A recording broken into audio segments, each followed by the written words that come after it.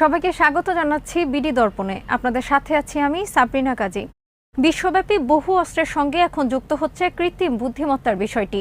অমানবীয় বুদ্ধিমত্তা শুধু চালকবিহীন গাড়ি বা কর্মী রোবটে সীমাবদ্ধ থাকছে না। ভয়াবহ ক্ষমতা সম্পন্ন স্বাধীন অস্ত্রের শক্তি আরও বাড়ানো হচ্ছে। স্বচালিত এসব অস্ত্র সমরাস্ত্রের তৃতীয় প্রজন্ম। এটি অস্ত্রের ক্ষেত্রে এক নতুন বৈপ্লবিক ধারণা।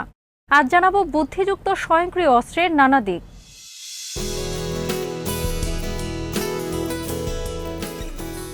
আমেরিকার তৈরি কৃত্রিম বুদ্ধিমত্তা সম্পন্ন মারণাস্ত্র AN-2 অ্যানাকন্ডা গানবোট অস্ত্রসজ্জিত সামরিক জলযান, যা স্বাধীনভাবে কাজ করতে সক্ষম।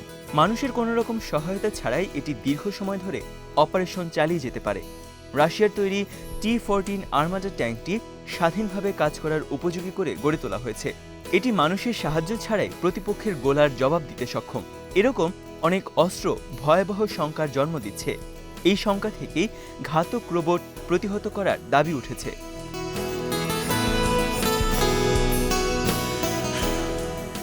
ঘাতক রোবট সম্পূর্ণভাবে স্বচালিত অস্ত্র। মানুষের হস্তক্ষেপ ছাড়াই নির্দিষ্ট লক্ষ্যকে বাছাই করতে পারে, লক্ষ্যবস্তুতে হামলাও চালাতে পারে। স্বয়ংক্রিয় অস্ত্রকে আধুনিক যুদ্ধের পরিস্থিতির উপযুক্ত করে গড়ে তোলা হয়েছে। কিন্তু এসব সমরাস্ত্র নিয়ে শঙ্কা বাড়ছে। বুদ্ধিযুক্ত সমরাস্ত্র সন্ত্রাসের অস্ত্র হয়ে উঠতে পারে। স্বৈরাচারী, অত্যাচারী শাসক ও সন্ত্রাসবাদী সন্ত্রাসী গোষ্ঠীরা এইসব অস্ত্র নিরপরাধ নিরীহ জনগণের বিরুদ্ধেও ব্যবহার করতে পারে। হ্যাকাররা বুদ্ধিযুক্ত সমরাস্ত্র হ্যাক অনাকাঙ্ক্ষিত উপায়ে ব্যবহার করতে পারে। যে কোনো ধরনের অস্ত্রে বা অস্ত্র ব্যবস্থাপনায় কৃত্রিম বুদ্ধিমত্তার সংযুক্তি একে মানুষের নিয়ন্ত্রণের বাইরে নিয়ে যেতে পারে। একটা সময় মানুষের বিপক্ষে অবস্থান গ্রহণে সক্ষম হতে পারে। ফলে স্বচালিত অস্ত্রের ঝুঁকি মারাত্মক। স্বয়ংক্রিয় রোবটকে যুদ্ধে মোতায়েনের মানে যুদ্ধ হবে পুরোপুরি স্বয়ংক্রিয় যুদ্ধ। এই ধরনের অস্ত্রযুদ্ধের প্রণালী অস্ত্রসজ্জায় যুদ্ধ বিগ্রহে তৃতীয় বিপ্লবের ঝুঁকি বাড়াচ্ছে। স্বয়ংক্রিয় অস্ত্রের মারণ ক্ষমতা প্রথাগত অস্ত্রের তুলনায় অনেক গুণ বেশি, ক্ষিপ্রতাও বেশি এবং সহজে বেশি হতাহত করতেও সক্ষম।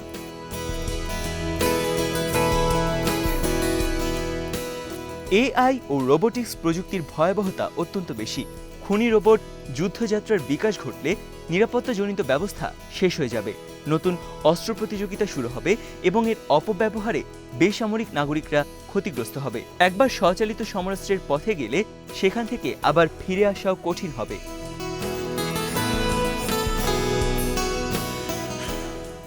কৃত্রিম বুদ্ধিমত্তায় তৈরি ঘাতক রোবট, খুনি রোবট, রোবট সৈন্য, কিলার রোবট, অস্ত্র পরিচালনাকারী রোবট এর উদ্ভাবন, উৎপাদন, ব্যবহার আইনগতভাবে নিষিদ্ধের জন্য জাতিসংঘের প্রতি আহ্বান জানিয়েছিলেন রোবোটিক্স এবং আর্টিফিশিয়াল ইন্টেলিজেন্স AI কৃত্রিম বিষয়ক বিশেষজ্ঞরা।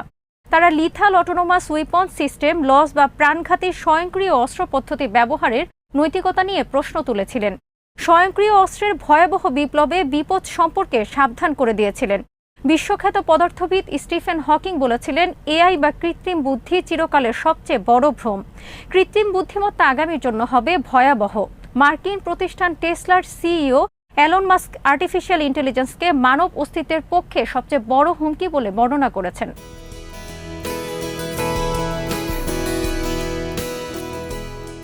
AI হচ্ছে চিন্তা করতে ও সিদ্ধান্ত নিতে সক্ষম যন্ত্র।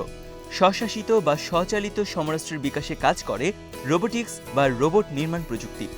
সামরিক অভিযানে ব্যাপক হারে ব্যবহৃত ড্রোনকেও অনেকে রোবটের আওতায় ধরেন। কিলার রোবটকে সামরিক ভাষায় বলা হয় লিথাল অটোনোমাস ওয়েপন্স বা স্বয়ংক্রিয় প্রাণঘাতী অস্ত্র। যেসব স্বয়ংক্রিয় অস্ত্র মানুষ হত্যা করে সেগুলোকে যুক্তরাষ্ট্র বলে প্রিডেটর রিপার, যুক্তরাজ্য বলে তারামাস বা God of Thunder. Lockheed Martin company drone ক্ষেপণাস্ত্রকে বলে দ্য টার্মিনেটর।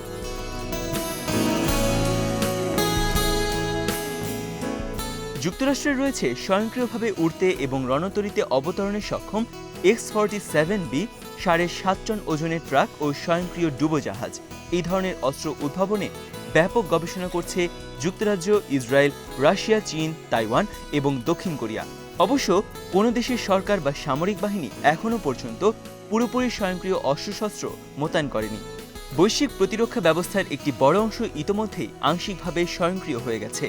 এক্ষেত্রে টার্গেট নির্ধারণ ও হামলা চালাতে ব্যবহৃত হচ্ছে মানুষ ও কম্পিউটার চালিত পদ্ধতির যৌথ ব্যবস্থাপনা।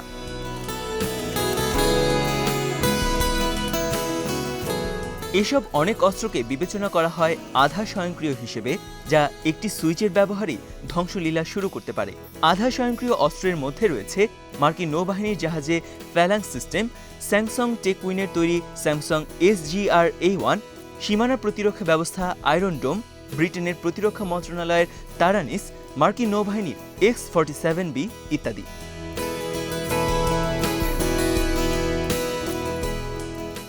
সেন্ট্রি গার্ড রোবট হিসেবে পরিচিত নির্দিষ্ট স্থানে মোতায়েন SGR-1 রোবটটি গ্রেনেড লঞ্চার বা মেশিনগান সজ্জিত। তারা নিখুঁতভাবে মানব শত্রুকে চিহ্নিত ও আঘাত হানতে সক্ষম। নির্দিষ্ট সৈন্য দ্বারা আদেশ পাওয়ার পর এটি এই কাজ করতে পারবে।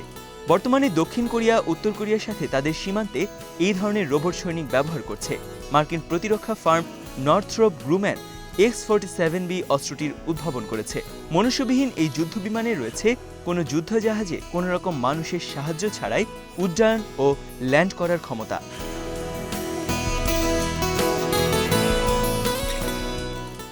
স্বয়ংক্রিয় এসব অস্ত্র খুবই জটলাময় পরিবেশে একটি স্কুল বাস বা ট্রাক আর ট্যাঙ্কের পার্থক্য বোঝাতে পারছে না।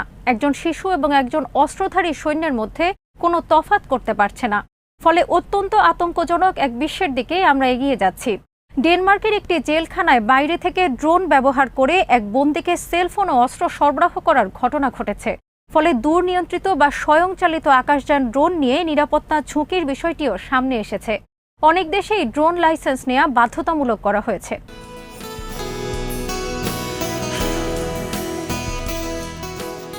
ইসরায়েলের হারব ড্রোনটি মানুষের দৃষ্টি ও শ্রবণ সীমার বাইরে থেকে ওত পাতার মোক্ষম অস্ত্র। এই ড্রোনের মূল কাজ ভূপৃষ্ঠ থেকে অনেক উঁচুতে ঘুরে বেড়ানো, এত উঁচুতে যে নিচের যুদ্ধক্ষেত্রে অবস্থানরত কারো পক্ষেই তাকে দেখা বা তার পাখার আওয়াজ শোনাও অসম্ভব। দৃষ্টি ও শ্রবণ সীমার বাইরে থেকে এই ড্রোন ওত পেতে থাকে মোক্ষম সুযোগের। কাজ সেরে নিয়ে ফিরে যেতে পারে ঘাঁটিতে, করতে পারে সহজ অবতরণ। যদি সে ভুল ঠিকানায় ফেরে তাতেও কোনো সমস্যা নেই। সন্দেহজনক বস্তু হিসেবে রাডারের কোপানলে পড়ার আগেই তার সিগন্যাল পড়ে নিয়ে নিজেকে তার মতো করে পরিচয় করিয়ে দেওয়ার সক্ষমতা রয়েছে হারপের।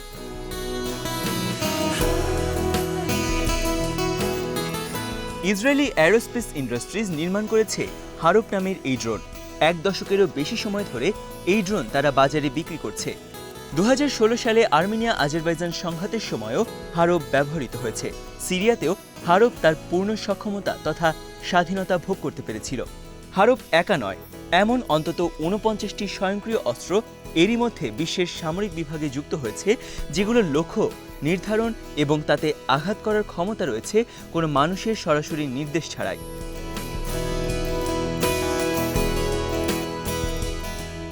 যুক্তরাষ্ট্র এবং তাদের মিত্র দেশগুলোর নৌবাহিনী ফ্যালাংস নামের প্রতিরক্ষা ব্যবস্থা ব্যবহার করে। এই ব্যবস্থা একবার চালু করে দিলেই এর সামনে অপরিচিত যাই আসবে তাকেই আঘাত করবে। মানুষের পক্ষে মোকাবিলা করা কঠিন এমন দ্রুত কিছু ছুটে আসা ক্ষেপণাস্ত্র ধ্বংসের ক্ষেত্রে এই ধরনের প্রতিরক্ষা ব্যবস্থা জরুরি। একই ধরনের স্বয়ংক্রিয় রোবট গান ব্যবহার করা হয় উত্তর ও দক্ষিণ কোরিয়ার সীমান্তে। এই প্রযুক্তি এখন আরও বেশি দক্ষ হয়ে উঠেছে।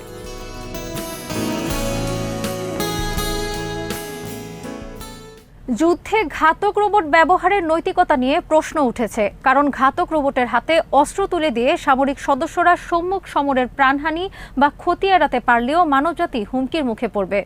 কিলার রোবটকে কিছু নির্দেশনা দিয়ে শত্রু স্থাপনায় ছেড়ে দিলেও নিশ্চিন্ত থাকা যাবে না, কারণ স্বয়ংক্রিয় অস্ত্র কিলার রোবট কোনো শত্রুকে হত্যা করবে কিনা নিজেই সে সিদ্ধান্ত নিতে পারবে। লড়াইয়ে বা যুদ্ধক্ষেত্রে এই স্বয়ংক্রিয় যন্ত্রটি কিভাবে নিজেই হত্যার মতন সিদ্ধান্ত নিবে বা কিভাবে সামরিক ও বেসামরিক লক্ষ্য চিনবে তা পরিষ্কার নয়।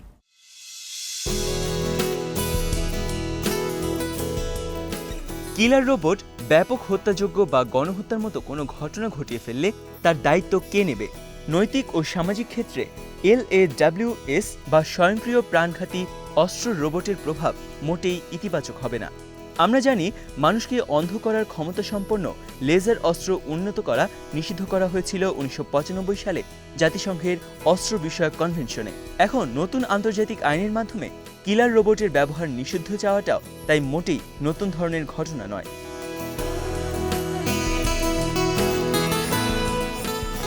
ইউরোপীয় ক্ষেপণাস্ত্র প্রস্তুতকারী প্রতিষ্ঠান MGBA এমন ক্ষমতা সম্পন্ন অস্ত্র তৈরির গবেষণা করছে যা কিনা তাকে দেওয়া আদেশগুলো নিজের মতো করে সাজাতে পারবে।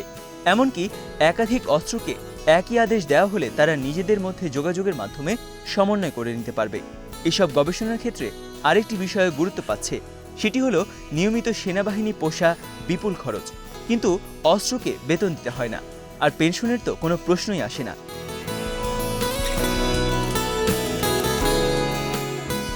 কিলার রোবট তৈরি, সামরিক বাহিনীতে সরবরাহ ও তা দিয়ে সামরিক অভিযান পরিচালনা করা হলে মানবাধিকার বিপন্ন হবে। জবাবদিহিতা না থাকায় এর অপব্যবহার বাড়বে। ভবিষ্যতে অপরাধ রোধের পথ বন্ধ হবে। হামলার শিকার ব্যক্তিরাও পাবেন না কোনো ক্ষতিপূরণ। আন্তর্জাতিক রাজনৈতিক অঙ্গনে বিশাল প্রভাব পড়বে। বিপজ্জনক এলাকায় কোনো মানুষের সাহায্য ছাড়াই এসব যন্ত্র যেভাবে লক্ষ্য নির্ধারণ ও হামলা করতে সমর্থ হচ্ছে, তাতে তারা হয়তো রিমোট কন্ট্রোল ড্রোনকেও পেছনে ফেলবে।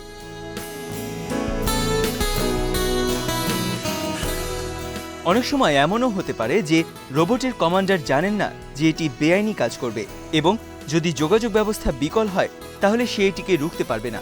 ফলে রোবট সৈন্য যুদ্ধাপরাধ সংঘটিত করলেও তার কমান্ডারের বিচারকে ফাঁকি দিতে সফটওয়্যারের কিংবা নির্মাণ পদ্ধতির দোহাই দিয়ে পার পেয়ে যাবে।